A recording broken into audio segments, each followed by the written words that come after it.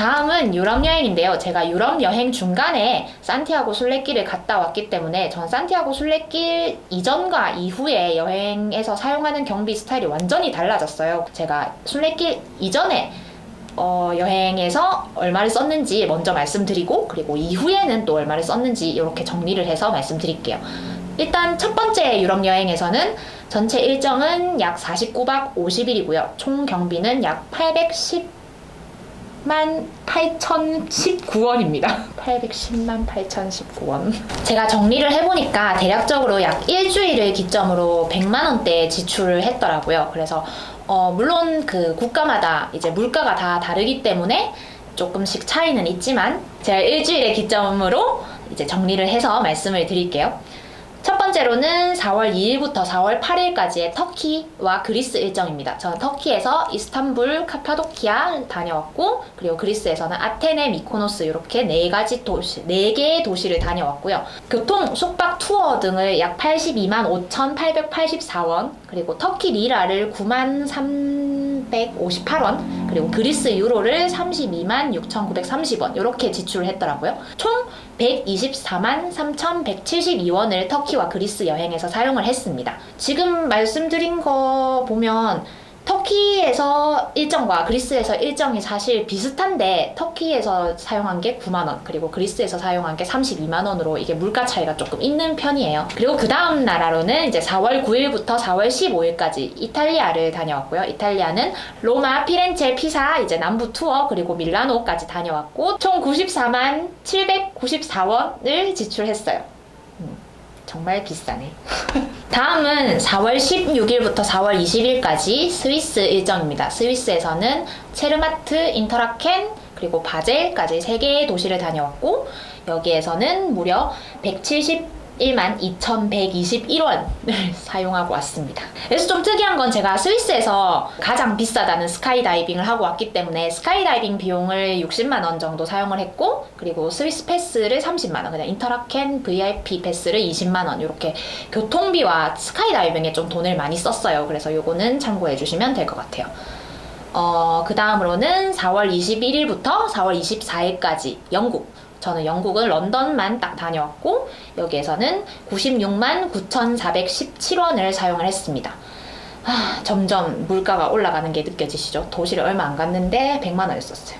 근데 여기에선 좀 특이한 게 제가 런던 호스텔에서 배드버그 이슈로 숙소를 옮겼거든요, 한번. 그래서 호스텔에서 호텔로 한번 가는 바람에 좀 숙소 비용이 더 많이 나온 것도 있습니다. 다음은 4월 25일부터 5월 1일까지의 프랑스 일정이에요. 프랑스는 파리, 에트르타, 옹플레르, 몽생미셸, 그리고 오베르시르 우아즈까지 총 5개의 도시를 다녀왔고, 전체 비용은 81만 1,543원을 사용했어요.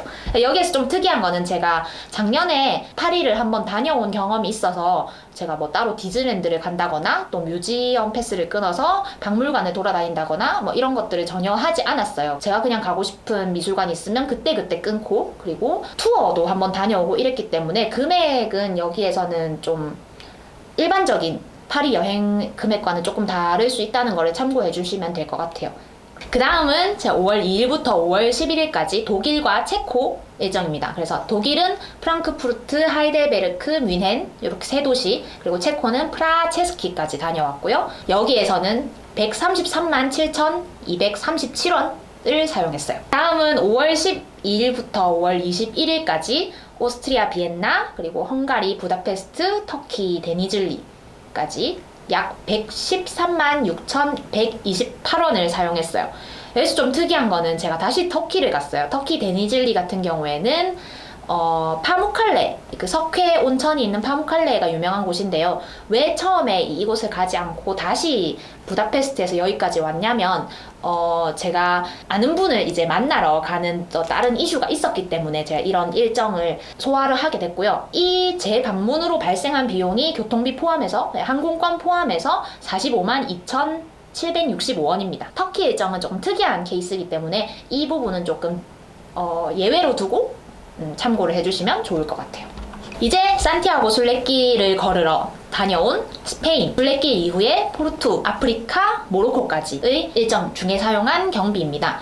전체 일정은 약 29박 30일이고요. 총 경비는 230만 6,589원이에요. 5월 22일부터 6월 9일까지 스페인 대도시인 바르셀로나와 마드리드, 그리고 산티아고 순례길, 그리고 순례길이 끝나고 다녀온 피스테라와 묵시아까지 전체 128만 9,033원을 사용했고, 여기에서도 아무래도 궁금하실 게 산티아고 순례길에서는 도대체 얼마나 썼냐일 건데, 저는 산티아고 순례길을 생장부터 산티아고까지 걷는 전체 일정을 다 걷지는 않았고요. 레온이라는 작은 도시에서부터 산티아고까지 걷는 총 13일의 순례길을 걸었습니다. 그 일정에서 순수 경비가 약 36만 5,094원이 발생했어요. 그리고 이제 순례길을 다녀와서 6월 10일부터 6월 14일까지, 그리고 마지막으로 제가 모로코를 갔다 와서 다시 포르투로 왔기 때문에 마지막 일정까지 해서 포르투에서 사용한 금액은 약 45만 6,681원입니다.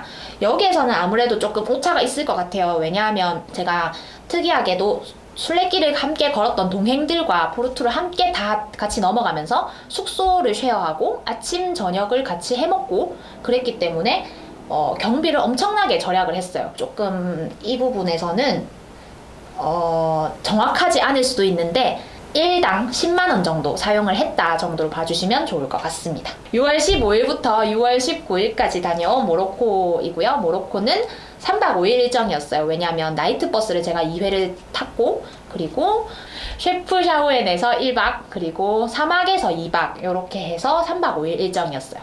왕복 항공권이 약 30만원 정도였고, 그 외에는 모로코는 사실 물가가 싼 나라이기 때문에 전체 경비를 56만 875원에 다녀올 수 있었습니다. 돈을 정말 많이 썼네요. 이쯤에서 이제 자기 반성과 함께 알아보는 소소한 경비 절약 팁 몇 가지를 알려드리려고 합니다. 첫 번째로는 그러니까 이런 거죠. 이렇게만 안 하면 아낄 수 있다. 멍청 비용을 줄이면 됩니다.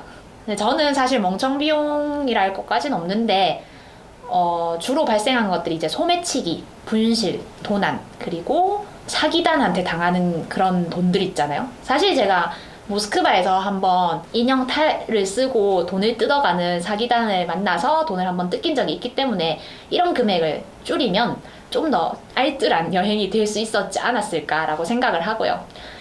조심하면 더 나쁠 거 없으니까요. 아, 슬퍼. 그리고 두 번째는 당연히 미리 예약하는 게 쌉니다. 저는 한국에서 예약해간 게 거의 없었어요. 그래서 그리스 섬을 돌아다니는 페리라든지 아니면 런던에서 파리를 넘어오는 유로스타라든지 그리고 스위스 패스 같은 것들을 거의 현지에서 결제를 했고요. 그리고 발레, 뮤지컬, 오페라 같은 것들도 진짜 직전에 여기 봐야겠다 해가지고 들어가서 자리가 없다 보니까 비싼 자리를 그냥 결제해서 본다거나 그렇게 해서 나간 돈들이 좀 많아요.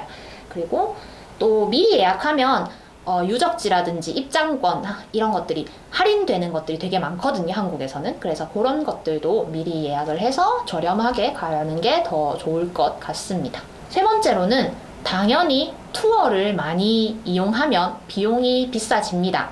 저는 104일간 배낭여행을 했지만 그 일정이 되게 짧다고 생각을 했기 때문에 최대한 많은 도시를 가고 싶었어요. 그래서 이탈리아나 프랑스 이런 곳은 이제 근교 도시들을 한 번에 다녀오는 투어를 신청을 해서 다녀왔고, 말씀드린 대로 오로라라든지 스카이다이빙이라든지 또 제가 사막도 2박을 다녀왔고 하다 보니까 투어로 발생한 금액이 생각보다 꽤 많더라고요. 그래서 자유여행을 하실 때 최대한 이런 투어 비용을 조금씩 아끼시면 좀 더 저렴하게 다녀오실 수 있을 것 같습니다. 제가 너무 제 반성에서만 이야기했는데 사실 제가 그렇다고 못 아낀 건 아니거든요. 그 와중에도 제가 잘한 것들이 있다면 첫 번째는 환전보다 현지에서 인출을 하거나 현지에서 카드를 사용할 때 조금 더 저렴하게 쓸 수 있는 곳들이 있어요. 특히 유로 외에 스위스 프랑이나 영국 파운드나 부다페스트, 포린트, 체코 코루나 같은 경우에는 거기에서 이제 환전을 할 경우에 이게 제가 남겨오는 경우를 되게 많이 봤어요. 그래서 그럴 때는 그냥 카드를 쓰는 게 훨씬 더 효율적이고 좀 더 저렴하게 이용을 할 수 있을 것 같고요. 두 번째는 제가 런던에서 해리포터 스튜디오와 그리고 뮤지컬을 보고 왔는데 이 두 가지 다 미리 예약을 하지 않고 그냥 취소표를 노려서 조금 더 쉽고 편리하게 다녀온 것도 있어요. 그래서 굳이 이거를 미리 예약을 해두고 그 일정에 맞추기보다는 금액이 그렇게 차이가 나지 않고, 또 뮤지컬, 발레 같은 경우에는 그 현장에서 더 싸게 파는 표들이 있어요. 그래서 그런 것들을 노리시면 좀 더 경비를 아낄 수 있겠죠. 세 번째는 제가 정말 마지막에 잘 사용한 방법인 것 같은데, 동행을 잘 만나면 숙소를 쉐어하고 식사를 함께 해결할 수 있어서 이것들이 엄청난 경비 절약이 됩니다. 마지막으로는 아무리 그 나라에 대해서 저처럼 아무리 모르고 가도 저는 꼭 한 가지는 했던 게 그 나라의 교통권을 어떻게 사용하는가는 꼭 알아두고 갔어요. 예를 들면 1회권을 사용하는지 1일권을 많이 사용하는지 또 데이 패스를 사용하는지 이 정도만 알고 가도 이게 굉장히 소소하게 절약이 되더라고요. 요렇게 제가 못했던 것들은 이런 식으로 절약을 했으면 좋았을 것 같고, 또 제가 잘했던 부분들은 이렇게 활용을 하면 더 절약하는 여행을 할 수 있을 것 같습니다. 사실 제가 이렇게 여행 경비 정리를 해야겠다고 생각을 한 게, 아무래도 긴 여행을 준비하면 도대체 그 나라마다 또 전체적으로 얼마를 쓰는지가 가장 궁금하잖아요. 그래서 블로그를 아무리 살펴보고 또 유튜브를 찾아봐도 어디에서 얼마 썼다 뭐 있는데 전체적으로 이야기하는 게 아무래도 찾기가 좀 어려웠던 것 같아요. 그래서 솔직하게 얼마를 썼는지 좀 말씀을 드리면 좋을 것 같다 해가지고 이 영상을 찍게 됐고요. 그래서 조금 틀린 부분이 있을 수 있고, 그리고 원하시는 뭐 싸게 가는 팁 뭐 이런 게 아닐 수도 있지만, 그래도 여러분들의 뭐 조금 더 가성비보다는 가심비 넘치는 그런 여행에 도움이 되시길 바라고요. 오늘도 영상 봐주셔서 감사하고, 이 영상이 만약 도움이 됐다면 좋아요와 구독 한 번씩 부탁드릴게요. 다음 영상에서는 또 재밌는 여행 영상 보여드리도록 할 테니까요. 오늘도 즐거운 여행 되세요. 안녕!